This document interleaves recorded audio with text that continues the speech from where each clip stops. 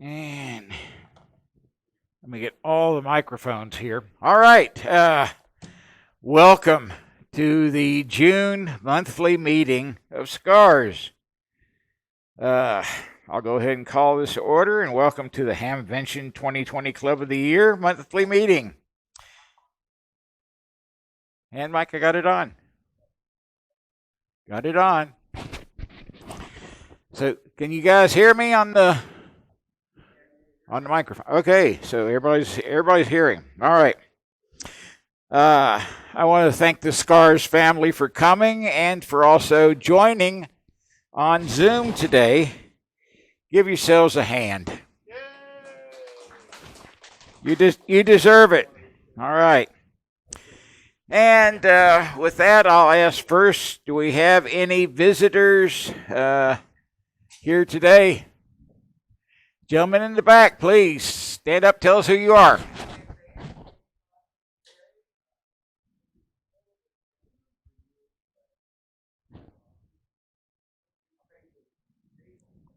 All right. Well, Dan, thank you for coming. My name's Lee, W5HLG.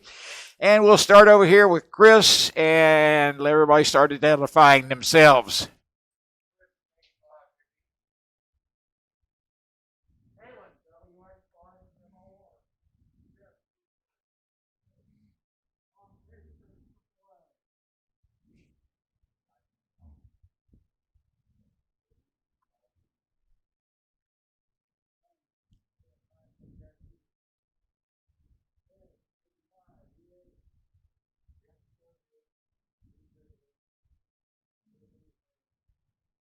Welcome, Sam.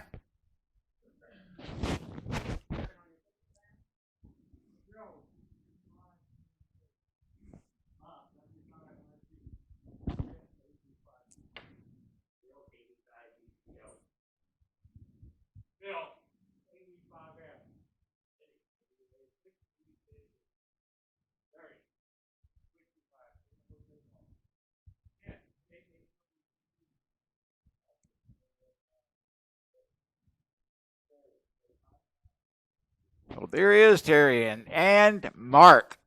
I'm Mark. How did it all? I'm going to unmute the Zoom room and see if we get pictures up. Go from top left. Starting with Bill Baker. Say hi, Bill. Good morning.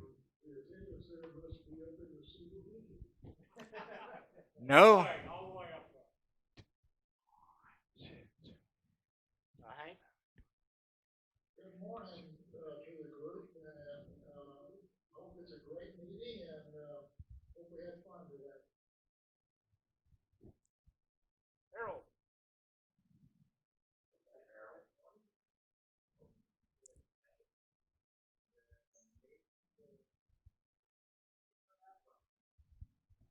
And he's W5IFN.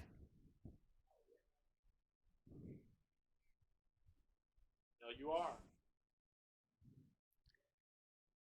Who's next? No, you are. Go ahead. Okay.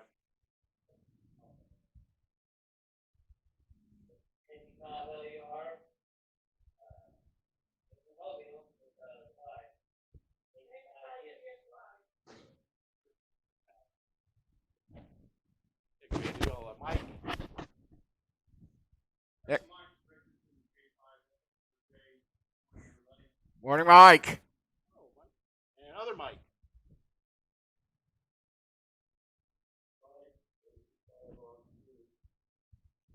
Good morning, Mike. Daryl. Daryl, you there?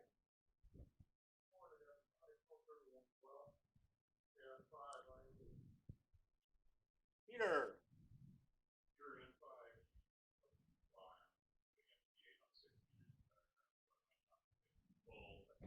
No, that's not acceptable. Paul. Paul.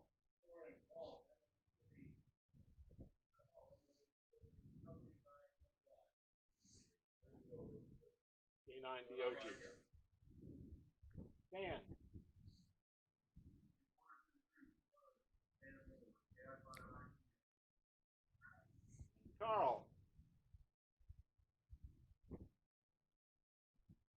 Carl, are you there? You might not have a mic hooked up. You might not have a mic hooked up. Okay. Well, that does it. And Bill, so that you know, we have 19 in attendance here. So a little bit more than single digits. Now, since I got to put my glasses back on, and the mask does fog them. Yes, you are. But let me just say that there's a lot of clubs that would love to have. Absolutely. You are absolutely correct, sir, and I do applaud everybody for this. I think that we're trying to be as forward-thinking as possible. You know, sooner or later things are going to change in this world. You know, we just don't know when. So we're trying to take the best of all the worlds available to us. And geez, I can't see. Okay, a little bit about COVID-19. We're trying to take all the precautions here. Before you arrived this morning, as I already said to some folks, the facility was completely sanitized. We did the bathrooms, we did all the doors, we did all the seats you're sitting in, we did all the desks in front of you. The sanitizer that we use is up here on the table. It is what is used for food service. Kills 99.99%, including COVID. And that's completely on the label of it. So we tried to make sure that it was something that's good. We know that some of them take some time to work, and so all this was done well in advance of you coming in, so that we know it had a chance to kill any little things that might be there. Other than that, please, we tried to take all the other precautions. As you know, we took your temperature when you came in. Made sure that you had a mask. We have hand sanitizer available all over the room and at the desk when you came in. So trying to do everything that we can to ensure that we're following all the COVID guidelines, not only that are set down by the federal government, but are also set out by the city of Norman. That said, anyone want to add anything about COVID? All right, we'll let Galen. And Galen, you want to come to the microphone here?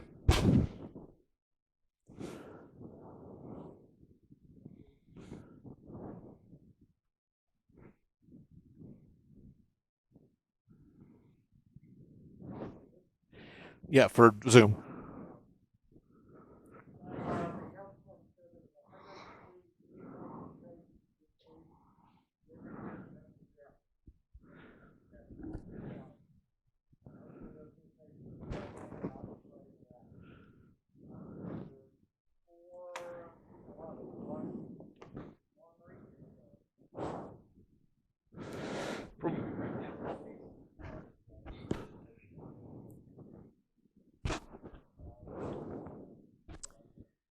The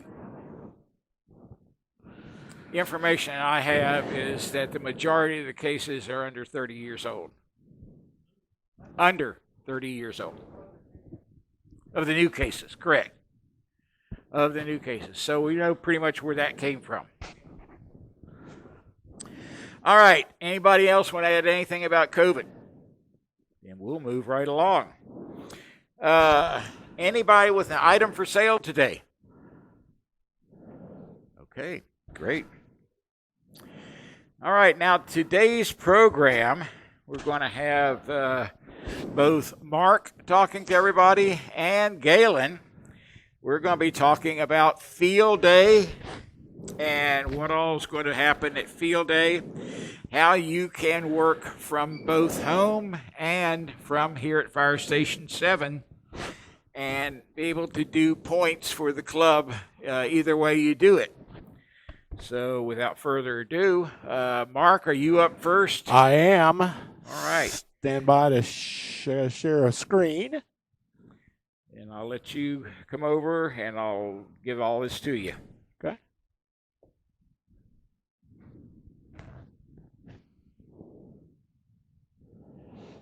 Whoop.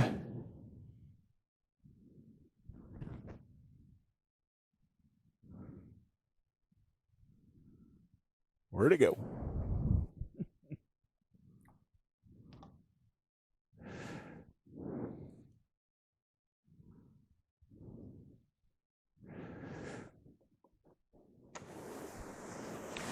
Okay, while we're waiting on Mark, I'll go ahead and kill some time here. Well, no, Mark's here now. All right. There's one microphone, Like, sir. right?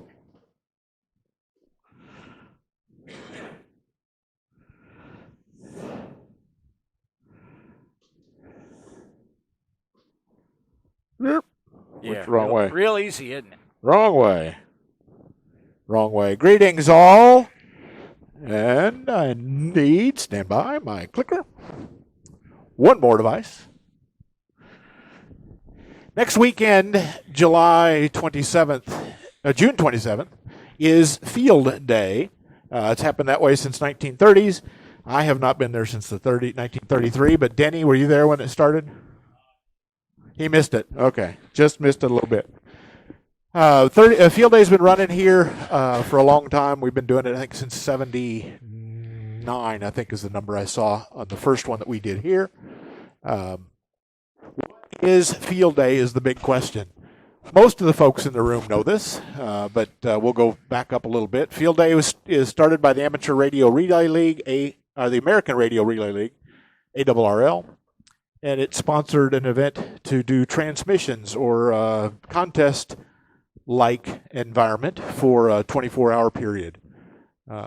We wish to talk to the thousands, maybe not thousands this year, but maybe tens of thousands of stations, and Galen's going to go with more details on the home stations in a little bit. But the goal is to swap data back and forth in case of an actual emergency. We would be able to transmit data back and forth. So that's the idea for the event. It happens always on the fourth full weekend in June. This year it's June 27th and 28th. And while the rules are varied, we operate from 1 o'clock p.m. Saturday to 1 o'clock p.m. Sunday in a 24-hour period. Why do we do Field Day? It's a great test of emergency communications. For those of us that have spent some time building stuff to make Field Day happen, we actually put stuff in process. We've got everything from generators to HVAC devices to power strips to transmitters, receivers, antennas. It's a great way to exercise all that stuff. As we all know, just because it worked last year doesn't mean it'll work this year. In our case, it's really true because last year we had no pandemic, and last year we had a different location. So it's a big test for us. For people to show up, why would you want to come? It's a great way to learn modes of operation. If you've never done sideband, CW, or digital, it's a great way to learn that. Whether you're at home, you can turn on your own radio and listen to a lot of signals on CW. Those CW signals are easy to pick up because they're short conversations, and they all happen with a call sign and usually a letter and a number and a letter designator, and then the state. So you can pick up your Morse code very easily. A lot of places to get good skills on that. Sideband, it's always a great way to hear areas of the country or work areas of the country that you've never heard before. And digital is a great way to learn the new modes, and I'm going to guess there's 2 or 3 new modes since last year that I haven't seen, and it's a great way to go pick those up. In a normal year, not so much this year, this is going to be lots of radios, lots of antennas, bring your own gear, operate stuff, set it all up. Learn by doing. It's a great way to if you have not made an antenna stand up in the air, it's a great way to watch one happen, and then you'll be in charge of the second one that goes up that day, and then the third one of the day you'll teach somebody else to do it. So it's a great way to learn by doing and make it all happen. And we typically buy, sell, and swap gear at those times. Lots of purchases have happened at Field Days. I bought my first radio at a Field Day in the 80s.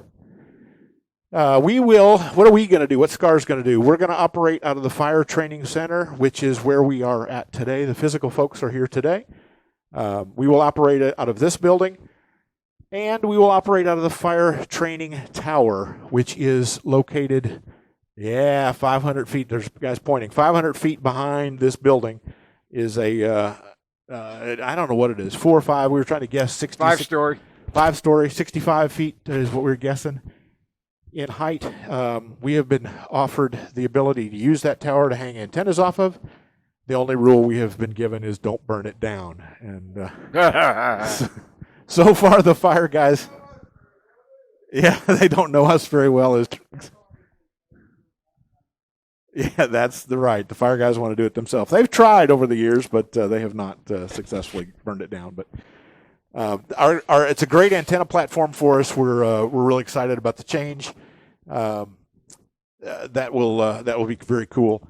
New for 2020, the pandemic version. Galen's going to talk to you about how you can work at home and help our score, which is very, very cool. If you're at home following around along, or if you want to follow along here, all of this good stuff is at the field day, the club field day page, w5nor.org/FD Foxtrot Delta or field day, and that's where all of the PowerPoints and PDFs and all of the pieces are there with links to ARRL to find out your own rule set if you haven't played along in the past. Specifically, what we have is some new rules this year for special consideration, a la what we're doing today. Field day will be limited to 50 people. That's the maximum allowed by city code. That does not change until August 1st. So if you're planning ahead, that's the same number. Will happen for a while. Since we're exceeding the social distancing limitations, we're going to do like we do today and do a mask. Bill, were you scratching or did you have a question?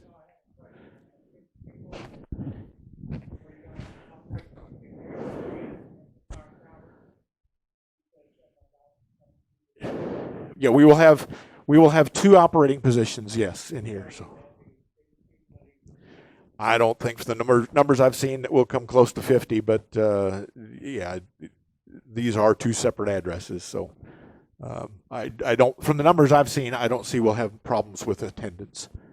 The problems we're having is we've had to scale back, in fact, because of known people that will not be around. So I don't think that's going to be the biggest part of the deal. Yes, sir. Yes, people can come out and set up in the grass area. Yes, you're allowed to come out. 50 people for the area, but I don't think we've hit 100 on totals, but we've never hit 50 at one time. So I don't know that that's going to be a big limiter.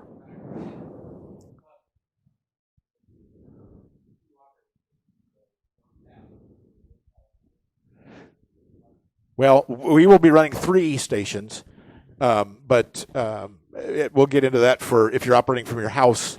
You don't come here to operate. You stay from home. Galen will walk us through all that piece.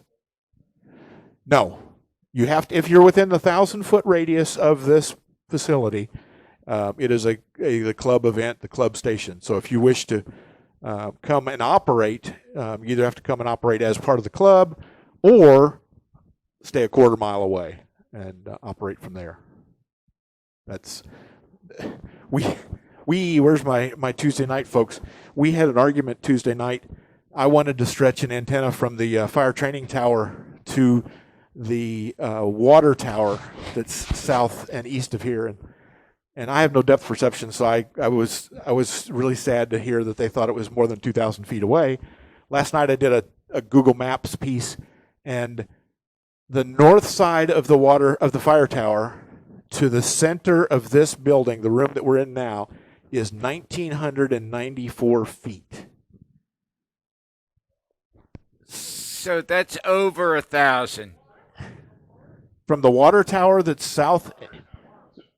Oh, I'm sorry. Well, from fire tower to here is 500 feet. So that's within the 1,000-foot radius. But should we wish to think big, I don't think we'll get permission to get on the water tower, but should we wish to think big, it is 6 feet short. It is inside the 2,000-foot radius, so that would be possible. out of that deal. Food this year, we're not going to do our normal food piece, so there is no dinner involved due to the limited and unknown section of people coming. We will grab food as we need to throughout the piece. Okay, you want to add it now? Okay. No, not Sonic the Cat. I don't think so. Phil said Sonic Run. I don't know if he meant he was going to barbecue a cat. I'm not sure. Yeah. Go ahead. I will bring, depending on how many are going to be here, I could bring family drinking a lot. And I'll have, and I'll have bottled water that you can stack on throughout the day. Then for Saturday night supper, that's totally unknown. We'll probably do the fire for Saturday night. And not the cat. Yeah. The food place, yes. Sonic, McDonald's, somebody. So no, we're not going to barbecue a cat. Okay, guess we're going to miss that one. Shucks. If these are the same rules as we have on today's meeting, if you are at risks, we don't want to drag you out just for field day. Come do what you want to do. This is an overview shot. That's the facility that we are looking at. Local folks are at the top left in the Firehouse 7 building, and on the bottom right is the fire training tower piece. Our current operation, there's an X in the left-hand side. Our first order of business is going to be to raise an antenna, a vertical antenna in that space, and that will be for the sideband piece. We will then add antennas as available, and our goal is to operate out of the southwest corner, the back door of the EOC, to put a operating facility in this the room that I'm standing, and we will run out of this building. So that will be the sideband station. Will be out of Firehouse 7. The trailers, the big blue square, is currently the city built some carports, and there are the disaster trailers are housed under that piece, and we will operate CW and digital out of that trailer. And we have all kinds of generators and toys from Larry Goodwin that's going to come to help power that stuff. We have a generator from David Grizzle that needs to go up and get operated. We've got 2 or 3 more that are scattered around, so we will have plenty of power. We do not have to run on emergency power because we are running off of an F, or an Emergency Operations Center designator. So as long as we test a generator legally, we are in good shape. The rest is just for fun. The blue lines on there are some dipoles. The goal is to go off the north side of that fire training tower with a dipole that goes into the grass area and to a portable tower antenna. That'll be a dipole for CW. And then off the south side, we're going to do a T2FD, the similar antenna we've used in the past to operate data that would go off the fire tower to the south. And 2 horse fences. And there you go. And the area off to the east, off of that, is going to be filled with probably in a V situation, a 40 and 80 horse fence configuration. And the goal there is to test a wire antenna versus the versus that horse fence operation that Lee's got together, so we can get him some good numbers on operational differences and see how that works. So that's the site we're at now. From the center of the room up top, 1,994 feet down is that water tower. So if we can come up with a long wire antenna for next year, that's what we need to be. For those of you who haven't been out here in a while, this is the fire training tower we were talking about. The very top is a platform that has the place we're going to tie off antennas to, and we got a special emergency communications piece that Galen's going to talk about that will run a 10-meter system from the top piece there. If it's a gorgeous day, I think the operations from that second level will be the place to be. Put a CW rig up there and just get after it. There's Firehouse 7, which is where we're currently at. We're in the right-hand side of that. This is just for Galen and David Grizzle. So we've got our ICS 214 documentation. If you've taken emergency communications stuff, you know, these are the logs that will keep stuff going. We have Bob Gibson has offered, and he's here today. I saw him somewhere. Has offered to be, you know, everybody looks alike with a mask. Bob Gibson has offered to be the CW chief this year to bring some equipment to make that happen. Larry Goodwin's going to bring our facilities stuff. Lee's going to act as president and run around and make sure it all happens. And Grizzle and Galen have a special piece he'll talk about later. Randy McGuckin is the digital chief. He'll be in charge of probably FT8 is the big piece on this. And Ken's got sideband piece on the bottom. Operating position, I said before, we'll be out of the EOC at this part. Our goal is to operate here where it's nice and convenient and cool. And hopefully we'll get enough people to keep it going. The second goal is that should we have a limited number of people showing up, we can always just turn a key and lock it and go home and leave everything until the next day. So that's kind of two pieces out of that one. CW operating piece will be out of the trailer that we just saw in the past. Bob Gibson, W5RG, will provide a radio, is what he said. Is that still true, Bob? He's nodding, yes, that's good. And we've got a 2040-80 dipole that will come off the north side of that building. Digital operations will be running most probably FT8 is what Randy said, and that's a screen located there. If you've not played with FT8, you might want to turn it on, and you got a week to practice and learn how it goes to see what's happening. We intend to put Zoom and all of that glory, like we're doing today, up for the field day operation. Same access points that we have today. All of that details is on the /FD site to make that happen out of that piece. So with that, I'll turn it over to Galen, who's got some other pieces of working from home and how to do emergency communications out of this. Let me unmic. Have one.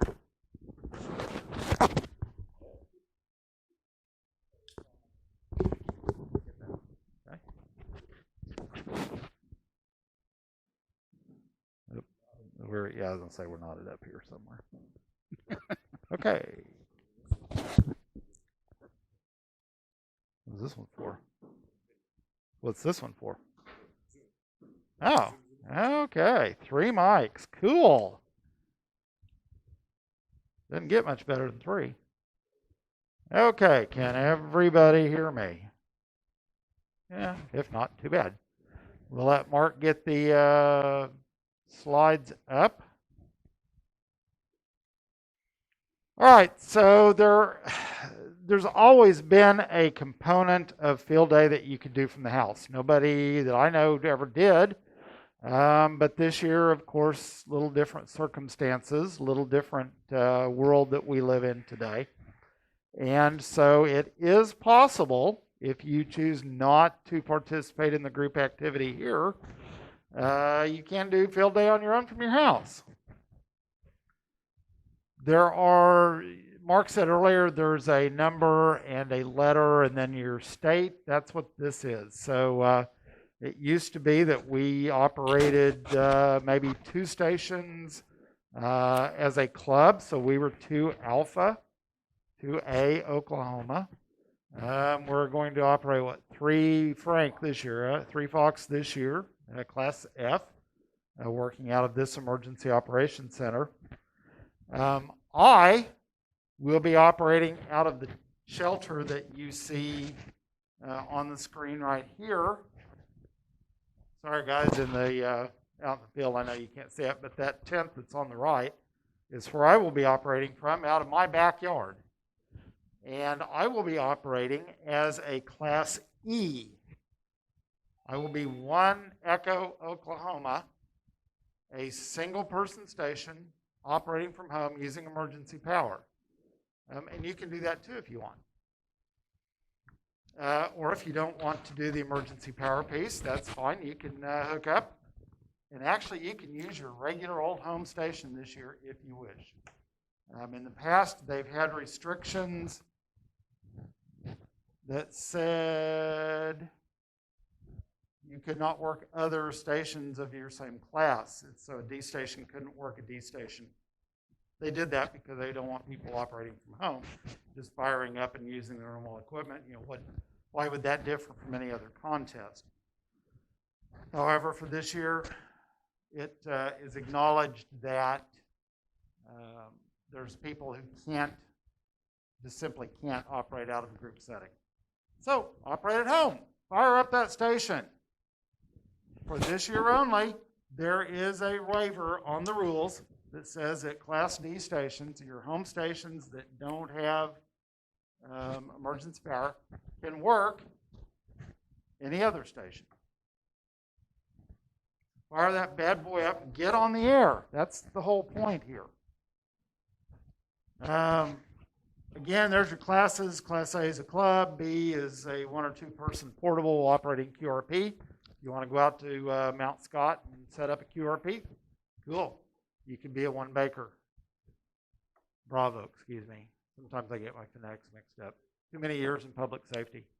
You can work Class C out of your car, your boat, your airplane. D is a home station just on your normal power. E is the same thing except emergency power. And F is what they're doing here. Again, who can you work? You can work anybody. You can work anybody. Mark kind of alluded to it a minute ago, and there's been some questions about it. So if I work from home, what am I? Am I my own station? Am I part of the club? How do I become part of the club? I want to play with part of the club. We'll get to that here in a minute, but the answer is yes. You are an independent station, but your score counts for the club if you follow the right paperwork. We'll talk about that here in just a minute. But the first question is, oh my gosh, if I'm going to be operating as part of the club, I should use the club call, right? W5NOR. That is incorrect. You are an independent field day operation. So you use your own call sign just like you normally would. You will hear me on the air, WX5MOR. Hopefully you'll hear me on the air. WX5MOR. The second question that's popped up that we've asked, that's been asked is, well, my gosh, okay, so if I'm working in my own station, can I contact the same people that the club station here is without it being a dupe? In other words, if somebody here works N1ABC on 20-meter voice, can I work N1ABC on 20-meter voice from my home station? The answer is yes. You're an independent station. You can work anybody you want. It is not a duplicate. So fire away. Get on the air. That's the whole point of this. How do you log? Well, how do you normally log? Log them up. There is software around that eases field day operations. It's optimized for field day. What the club uses is N3FJP. That software piece is up here, and you can see the link to it there. But you do not have to use that. Oh my gosh, how's the club going to get my contacts? They won't. You are an independent station. You will do your own submission. We'll get to how it ties into the club here in a minute. But the bottom line is you use your own call sign, you log as you normally would. Those of you who've been around field day know that you get bonus points for certain things. For instance, you get bonus points if you're using emergency power. You get bonus points if you're using some power source that is not motor driven or charged by something motor driven, like solar or maybe a wind charger. You get extra points if you have a public safety official come by, that sort of thing. If you copy the message from W1AW, if you send official NTS traffic to the section manager. Well, you know what?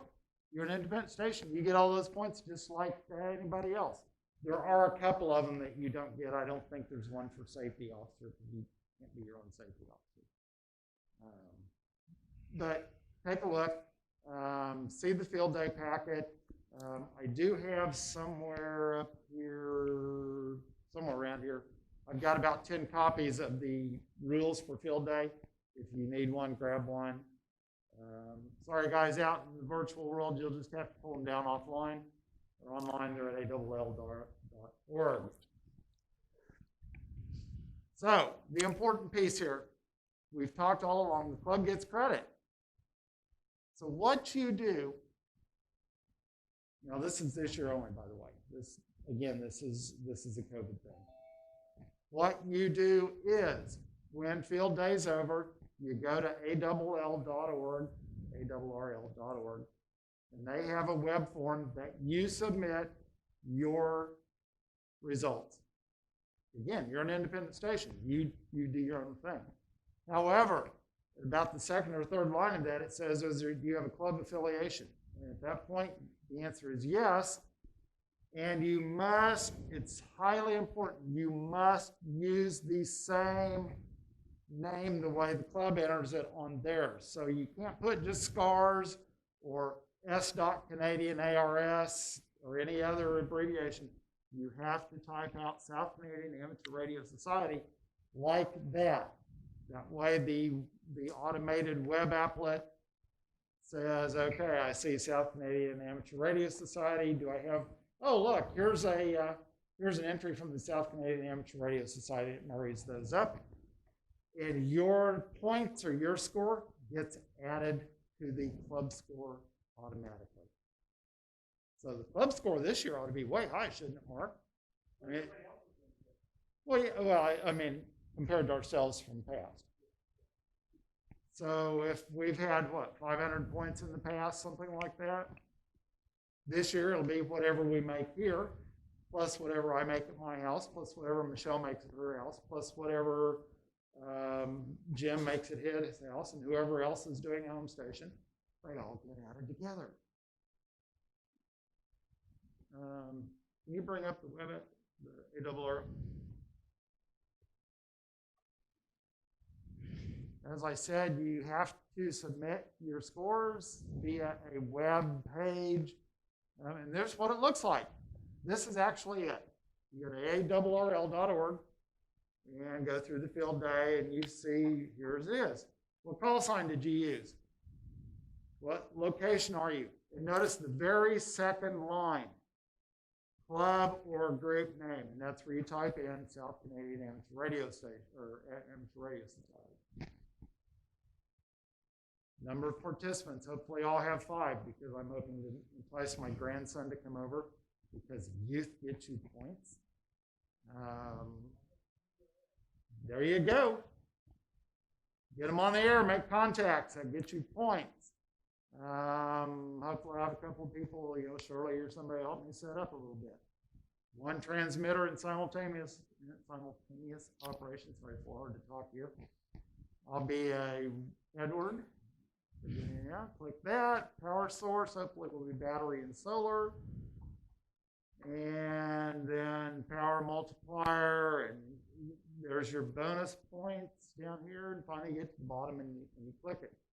That's how easy this is. You do have to break down. I made 20 contacts or QSOs on 40-meter phone and so on. By the way, in case you're new to this, GOTA, that's a get on the air station.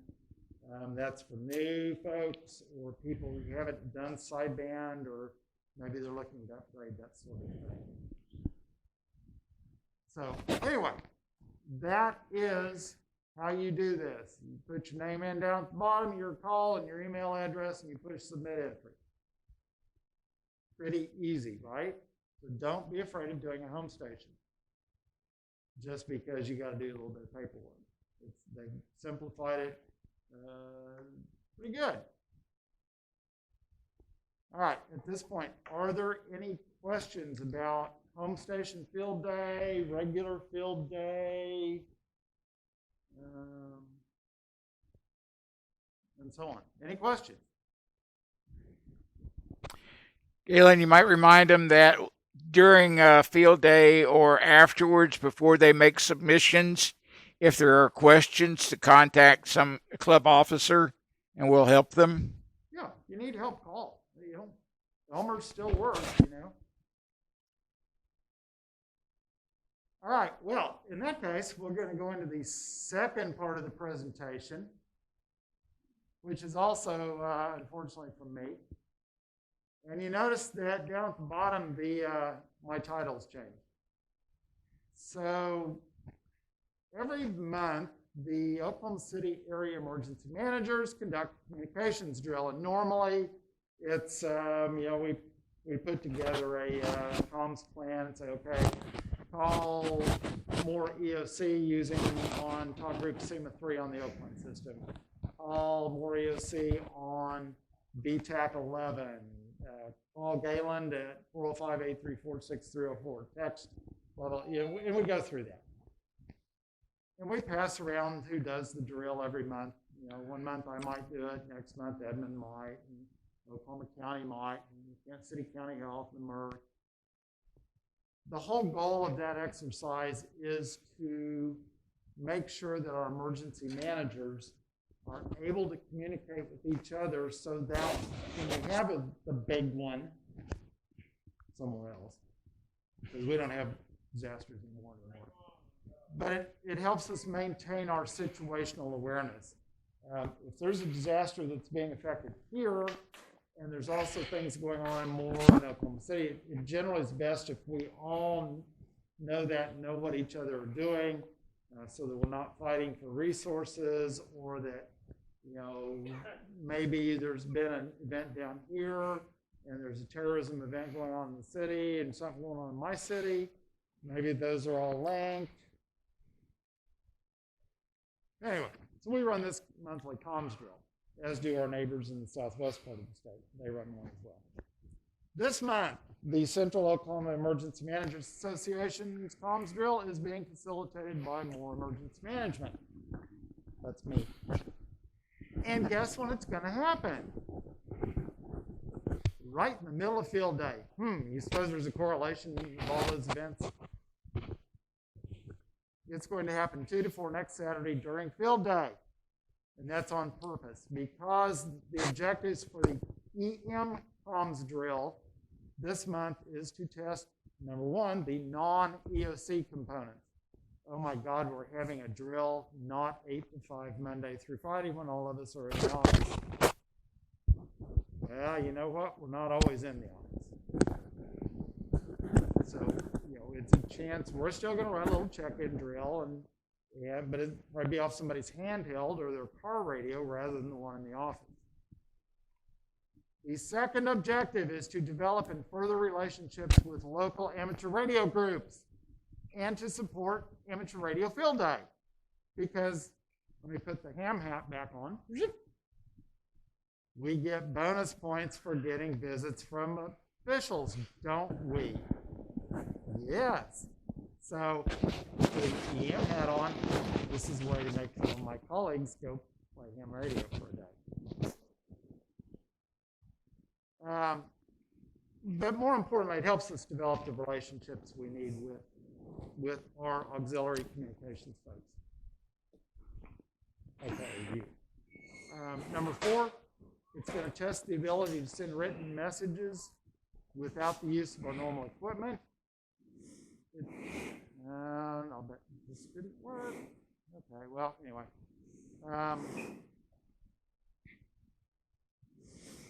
It's missing one here. There's going to be 2 things. They're going to ask you, let's see, maybe I've got it. There it is. Okay, so here's what's going to happen. This is how it works. The EMs are going to check in on various normal channels and modes using their portable or mobile equipment. And they'll be calling more emergency management. That will be me in the shelter in my backyard. Hopefully it's not raining with this when it's the garage. Number 2, they've been asked to visit a local field day operation. Why is that? So you guys get points. But it's not all just fun and games. You guys have a piece of it too. The EMs are going to hopefully fill out an ICS 213 message form, like a radiogram one from ARRL. And they're going to hand it to you and ask you to send that message to your section coordinator So you better be prepared to send regular message traffic. Everybody practice that lately? They're going to sign your sign-in sheet. They're going to ask you to make a couple of ham radio contacts. I'll show you that in a minute. They will be properly filling out, and what Mark did earlier. Yes, a sample. Yes, they're going to be keeping an activity log, and they're going to have to transmit that activity log somehow to me. Maybe they take a picture of it and text it to me. That'll work. But then here comes the fun one. They're going to hand you that piece of paper and say, send that somewhere via radio. Not the message, the actual paper. How do you do that? Do we have one link set up? Do you have a way to take a picture of it and then transmit that over the air? SlowScan TV would work. But it's going to be a challenge, isn't it? Not something we can do it, but do we? And I'll tell you what, there's been a lot of questions asked. I'm the state Oxcom coordinator, y'all know that. There's been a lot of questions asked, well, if we're not going to put hams in fire trucks, because we have superior voice communications, because cops and firemen have their own superior voice comms. What we don't have on the public safety side is good means of data. We don't have a good way to transmit data. And if I need to get a resource request to the state EOC, how do I do that if my regular comms are down? That's the challenge that we have for you guys. Yes, this is the incident communications plan for the drill. It's not finished yet, but it's close. You'll see at the top, they're going to call more EM1 on either SEMA 3 or SEMA 4, which is an Oakland radio system talk group. They're going to try it on 8TAC92, which is VHF, 800 interoperability channel. They'll try, then what they're going to ask you to do, and they may be able to do it themselves, they're going to ask you to contact WX5MLR via the 410 repeater. And maybe they're going to have you ask you to contact me either on the DMR statewide talk group or on D-Star Reflector 52. And then they're going to, do the usual. They'll send me an email, they'll send me a voice, they'll call me on my cell, they'll text me. How about facsimile out of the office? Anybody have the ability to do fax off one of these? Really? You have an app for that right now? Yeah, for fax. Right now? Yeah, you can do it. I'm not saying you can't do it, but I'm asking how many of you actually have that? So anyway, this is what the EMs are going to be up to. It's only going to run 2 to 4 on Saturday afternoon, so you guys may not hear me on the ham side much because I'm going to be doing some of this. Again, all of this is going to be, it's going to be found on my end. I'm a single person deal, unless I enlist some help. But we'll all be running a shelter that you saw in the original deal. Again, here's the goals. And you see amateur radio in there a lot, developing that relationship. So, at this point, anybody have any questions about this side of it? Yes, sir? Since we're going to have a superior radio system, would you like our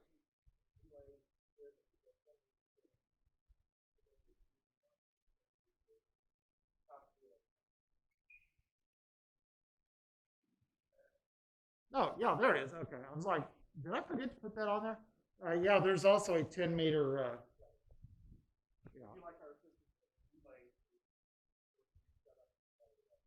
I'm thinking that if 10 meters open, that I shouldn't have any problem.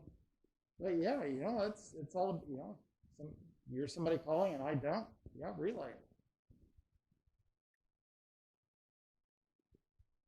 Yeah, EMs don't know much about HF. There's very few of us that do HF. So. Anyway, any questions? Any questions at all about field day? Ask the Zoom audience just in case. We'll be asking the Zoom audience. Do you have any questions? At least everybody looks awake.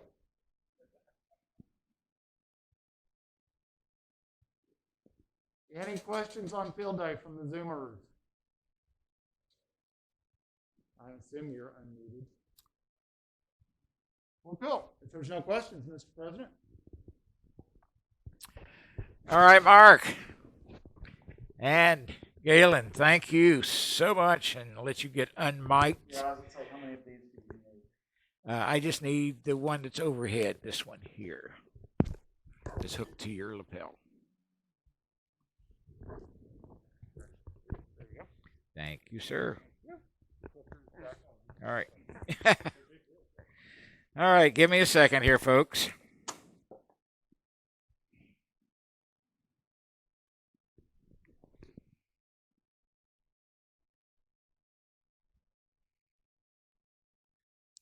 We get a better clip for this thing.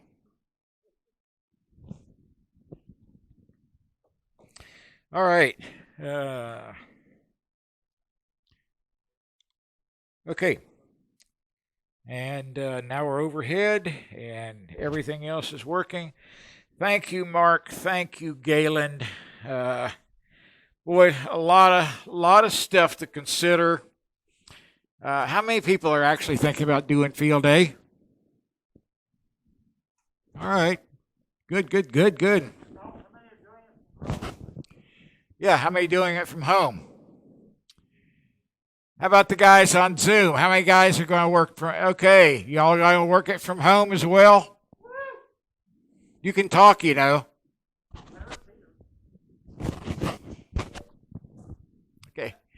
Yes, sir.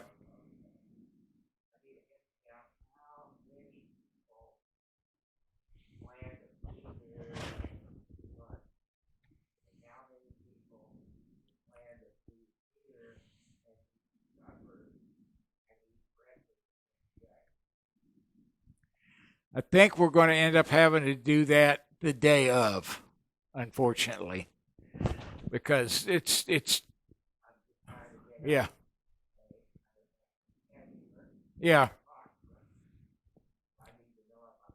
So how many people here, raise your hands, are going to be here for field day?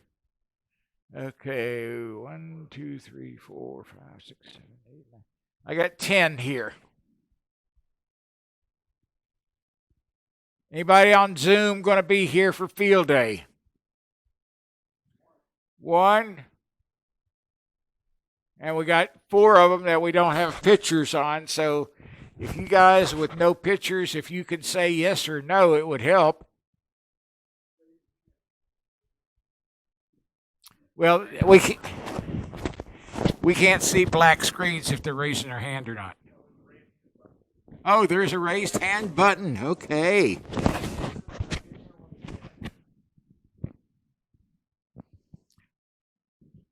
Dan, what did you say? Great, thank you. So that's 12.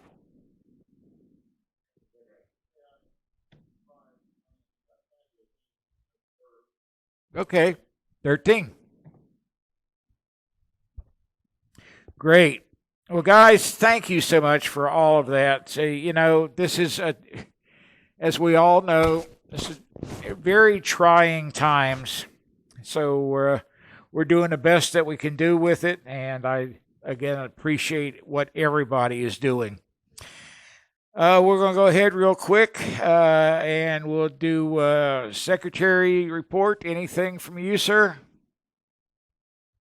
Nothing from the secretary. Mr. Treasurer, coming to us via Zoom. Do you want to give your report?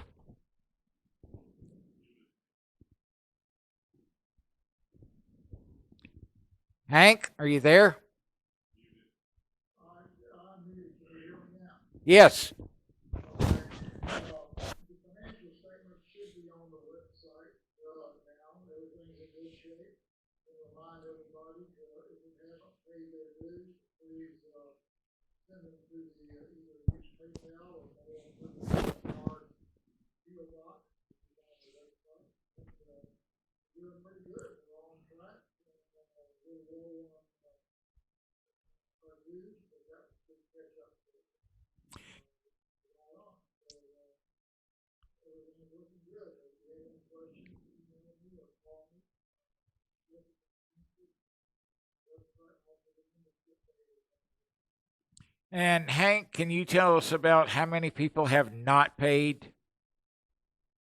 I don't have the figures in front of me, but I believe it's about 35%. Okay. Excellent. Well, thank you for that. And I do want to remind everybody, if you haven't paid your dues, let us know. If it's a financial hardship, let us know. Maybe we can help or do something. But, we're trying to make sure everybody is, in the club and, getting everything they should be getting. So, again, if you have any difficulties, let myself know or let Hank know. We'll do whatever we can. Peter Laws, how about doing something for VE testing? Tell us what's going on.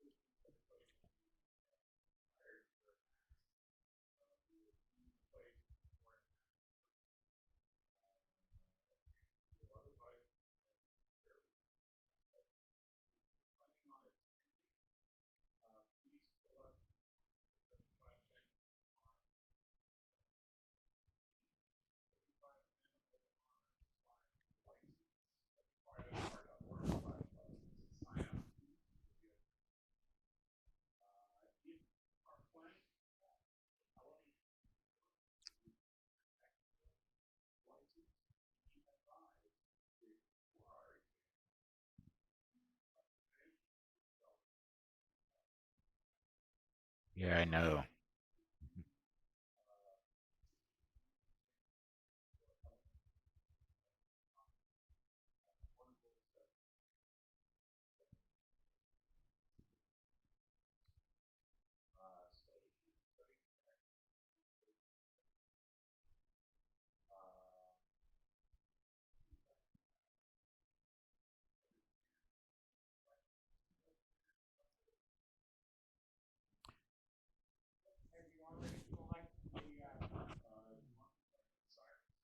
Well, hold on. I got a question here from Bill.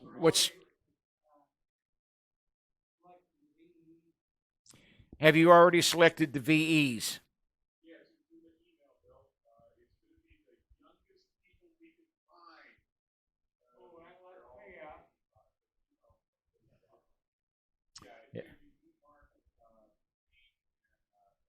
And Bill will be filing a lawsuit for elder abuse.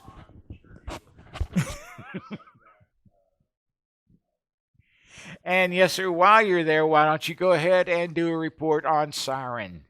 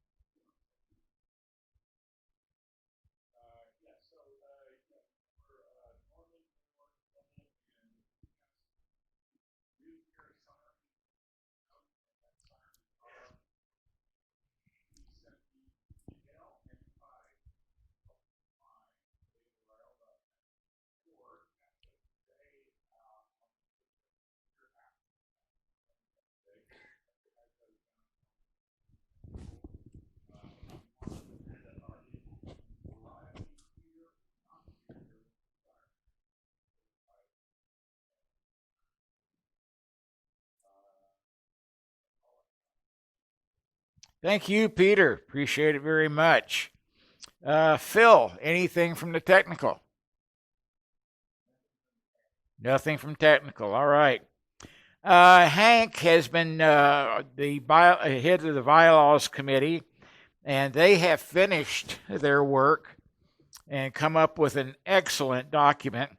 We will, so that everybody knows, we're going to be publishing it in the newsletter so that everybody can look at the old document as far as the way the bylaws were set. And then we'll have beside it the new bylaws, and you'll be able to see the changes. And by the way the bylaws are set up, we'll have to do 2 votes in order to ratify. So we're going to go ahead and start that process by getting them posted so that you can read them over, so that hopefully next month we can go ahead and take our first vote on the bylaws. Any questions on that? Okay.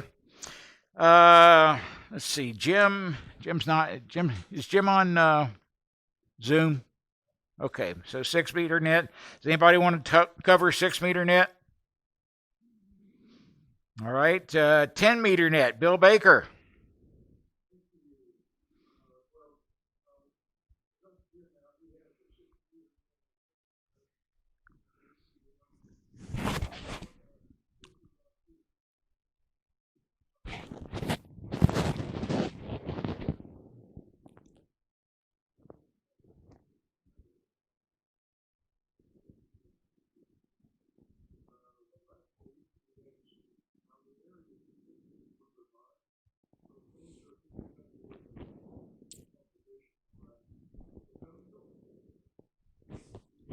Thank you, Bill. And Mr. Danny, you want to cover the gossip net? Immediately follow the Aries net at 8:30, or when the net concludes. You gotta come by and check in. It's awful quiet. Hey, I'll come by and check in and tell us about your day and have fun. Yeah, that's going over the internet. Okay. Okay. Yes, sir. Oh, okay. Go ahead with your net. And the Aries VHF net happens to be 8 o'clock local time. We average about 40 check-ins. Come by and check in with us. It's going good. And then in the morning, we're still doing max net. We average about 20 check-ins on max net. Happens every morning at 9 a.m. local time. We do not do it on Sunday, and we do not do it on a big start meeting day. So we will not have a net next Saturday either, because I'll be here on field day. You don't know how much longer MacNet will exist as it is. A lot of us are still teleworking from home. One of these days, the boss will say, come back to work, and MacNet will end. But for right now, it's still going. Outstanding. Thank you, Bill. Thank you, Phil. It's been great, the response that we've had on the MacNet. So many people coming in. Yesterday, I listened to folks from Oklahoma City coming in and checking in. And we have seen it from City South. We've seen it from Blanchard and just all over. And it has been really, really gratifying to see folks coming in and that aren't even club members coming in and checking in on our nets. Not only on that, but all the other nets as well. Now, I'll go ahead and do the DMR net, the Aries DMR net, every Monday night at 8:15 p.m. on Talk Group 3140, which is the Oklahoma statewide talk group. we do the Oklahoma Aries DMR net. And that has been quite successful. We have folks that check in not only from Oklahoma, but from all across the nation as well. And we ask why, and they say, well, because we always try to do a little education piece every week along with it, and let them know something that's current or something that they can check on and enlarge their emergency preparedness or whatever it may be for that week. So the DMR net has gone exceptionally well. Mark does it one week, I do it the next week, so that's working out great. And let's see what else. Haven't seen Michelle in a while, so don't know how the YL net is going, so I hope it's doing well. Let's see. Are there any other announcements anyone has? Anyone on Zoom have an announcement? Just speak up because I can't necessarily see your hands. All right, please come.